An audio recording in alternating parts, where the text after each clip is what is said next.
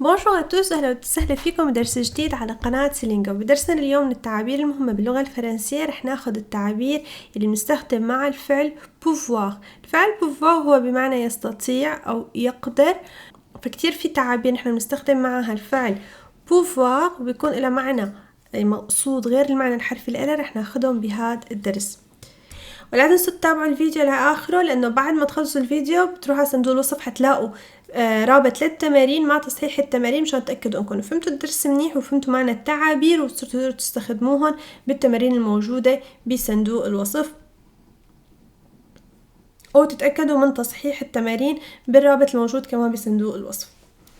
إذا ما كنتم مشتركين بالقناة اشتركوا بالقناة وفعلوا زر الجرس لحتى يصلكم إشعارات بالفيديوهات أول ما ينزلوا.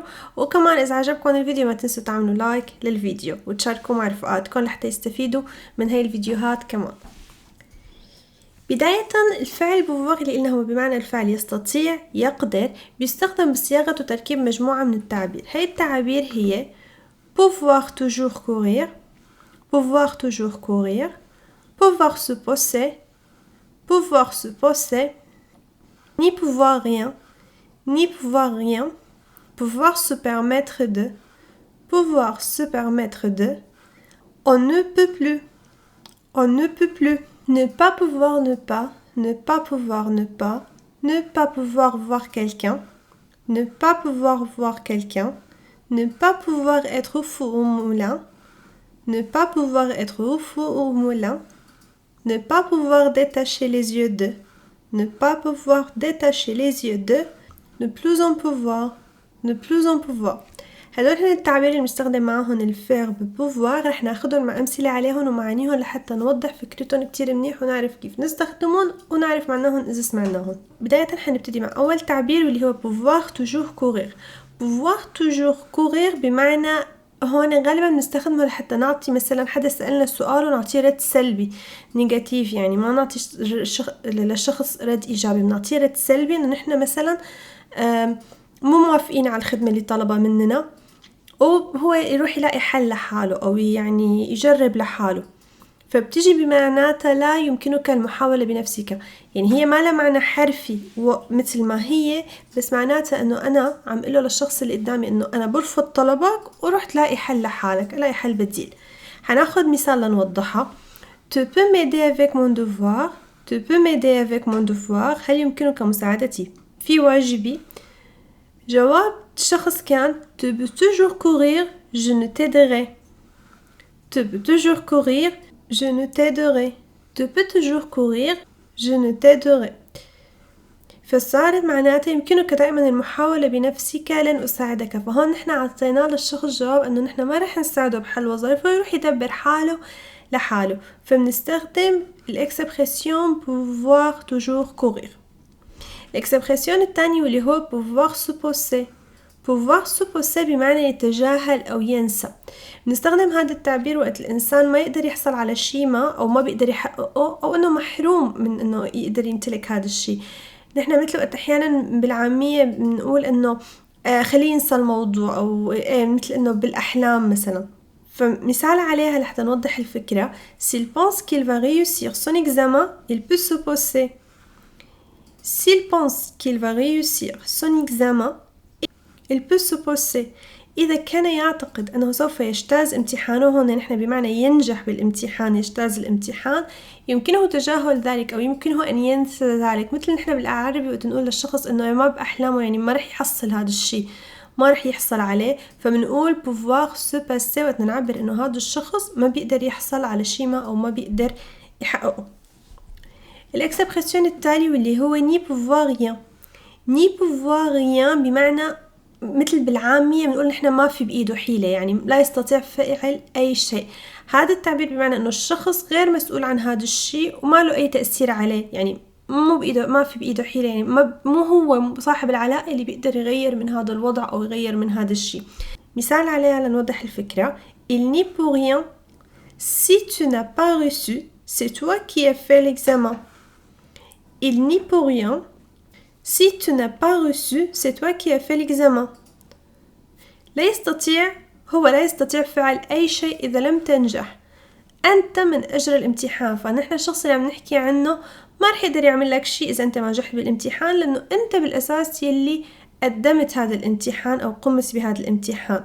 فهون بالمعنى بتصير إنه هذا الشخص ما هو المسؤول عن هذا الشيء، أو مو هو اللي عمله، أو ما بإيده شيء يعني. فهي هي معناتها ني pouvoir rien. الإكسبرسيون التالي واللي هو pouvoir se permettre de. pouvoir se permettre de بمعنى يسمح، وهذا التعبير يعني إنه الشخص يسمح لنفسه بفعل أو قول شيء ما. المثال عليه: Vous avez bien joué. Pouvez-vous permettre de faire une pause? Vous avez bien joué. Pouvez-vous permettre de faire une pause? لقد لعبتم بشكل جيد، يمكنكم أن تأخذوا قسط من الاستراحة. بمعنى يمكنكم، يسمح لكم بأنه تأخذوا قسط من الاستراحة. Pouvez-vous permettre de، لأنكم عملتوا شيء جيد فأنتوا صار مسموح لكم تعملوا استراحة فرضا. فهي بهي المعنى بتيجي pouvoir se permettre de. الإكسبرسيون التالي واللي هو on ne peut plus. on ne peut plus بمعنى هون بمعناتها بتيجي بمعنى تخي أو parfaitement أو totalement، يعني بمعنى الكامل أو جدا أو تماما. ودائما بنستخدمه بنفس التركيب on ne peut plus. ما بنقوم نصرفه حسب تصريف الفاعل، أو ما بنصرفه حسب الضمير المستخدم بالجملة. دائما هو بيجي مثل كأدفيرب كظرف، فدائما بنقول on ne peut plus مثل tellement، مثل totalement بالكامل، أو parfaitement تماما، أو très بمعنى جدا. حناخد مثال عليه: Je suis un ne peut plus certain qu'il va réussir son examen cette fois. Je suis un ne peut plus certain qu'il va réussir son examen cette fois. لا أستطيع أن أكون أكثر دقة أو أكثر ثقة بأنه سوف يجتاز امتحانه هذه المرة. فمثل ما لاحظنا هون je suis un ne peut plus بتحسها شوي ركيكة، لأنه بنرجع مثل كأنه الأون هو الضمير و ne peut plus ضفنا الفيرب. بس الفكرة أنه هي هون بتستخدم كأدفيرب، ما بتستخدم كجملة فعلية، بنستخدمها كظرف بمعنى بالكامل أو أكثر ثقة، أو لأنه هون on ne peut plus certain بمعنى أكثر ثقة، أو أكون واثق تماما أو متأكد تماما. فاستخدمناها مثل ما هي وما منصرفها، دائما تستخدم بنفس الشكل. أما الإكسبرسيون السادس واللي هو ne pas pouvoir ne pas. ne pas pouvoir ne pas بتيجي بمعنى لا يسعنا أو لا يسعه إلا، وبيستخدم هذا التعبير لحتى نقول أنه الشخص ما لا يمكنه إلا أن يفعل شيء ما، أو لا يسعه إلا أن يفعل شيء ما. حناخد مثال لنوضحها: On ne peut ne pas aimer le chocolat, c'est vraiment délicieux. On ne peut ne pas aimer le chocolat, c'est vraiment délicieux. بمعنى لا يسعنا إلا أن نحب الشوكولا، إنها لذيذة حقا، بمعنى يعني أمر مفروغ منه، أو ما فينا ما نقدر ما نحبها. فبنستخدم on ne peut ne pas. اللفظ شوي غريب لأنه كله با با وفيه ن، فلفظة ممكن شوي يلبكنا، بس إذا دربنا عليها بنتعود على مثلا نستخدمها، وإذا سمعناها من العلية بنعرف شو معناتها، وإنه الفكرة بمعنى إنه هي لا يسعنا إلا أو لا يمكننا إلا. الإكسبرسيون التالي واللي هو ne pas pouvoir voir quelqu'un. ne pas pouvoir voir quelqu'un بمعنى لا يتحمل. هو تقريبا مثل بالمعنى باللغة العربية نحن كمان بنستخدم إنه ما بقدر أشوف هالشي، أو ما بقدر أشوف هالشخص. فهو هذا بيعتبر من الإكسبرسيون فاميلييه اللي هي التعابير العامية، يعني اللي بتستخدم بالحياة اليومية بين الأصدقاء والرفقات، بتدل على عدم دعم الشخص بعد الآن، أو كره هذا الشخص، أو عدم تحمله. يعني إنه أنا ماني طايق هذا الشخص، بس بمعنى إنه أنا ما عاد أتحمل شوفه. فهي مو المعنى الحرفي للشوفة، وقت نحن نستخدمها كمان بالعربي، بس إنه بمعنى إنه أنا ما عاد حبه لهذا الشخص أو ما بتقبله. فمثال عليها: Je l'aime mais son frère je ne peux pas le voir. Je l'aime mais son frère je ne peux pas le voir. أنا أحبه، يعني أنا بحب هذا الشخص الأولاني، لكن أخوه لا أتحمله. بمعنى إنه ما بطيق أشوفه، ما بقدر أتحمل أقعد أنا وياه، ما بقدر أتحمل أحكي معه. ne pas pouvoir voir quelqu'un هي تقريبا نفس تقريبا بالمعنى بالعربي تبع أنا ما نطيق هذا الشخص أو ما بقدر أتحمله. أما الإكسبرسيون التالي واللي هو ne pas pouvoir être au four ou au moulin، بمعنى لا يستطيع فعل كل شيء، أو بمعنى أنه ما بيقدر يكون في عدة أماكن بنفس الوقت، أو أن يستطيع فعل شيئين أو أكثر بنفس الوقت. المعنى الحرفي ل ne pas pouvoir être au four ou au moulin بمعنى أنه لا يستطيع أن يكون في الفرن أو في الطاحونة، بس أكيد ما بنستخدمه بهذا المعنى. المعنى المقصود من التعبير أنه لا يستطيع فعل كل شيء. هناخد مثال لنوضح الفكرة. Attends, je cuisine maintenant, je ne peux pas être au four ou au moulin. Attends, je cuisine maintenant, je ne peux pas être au four ou au moulin. انتظر، أنا أطبخ حاليا، لا يمكنني فعل كل شيء في وقت واحد أو في نفس الوقت.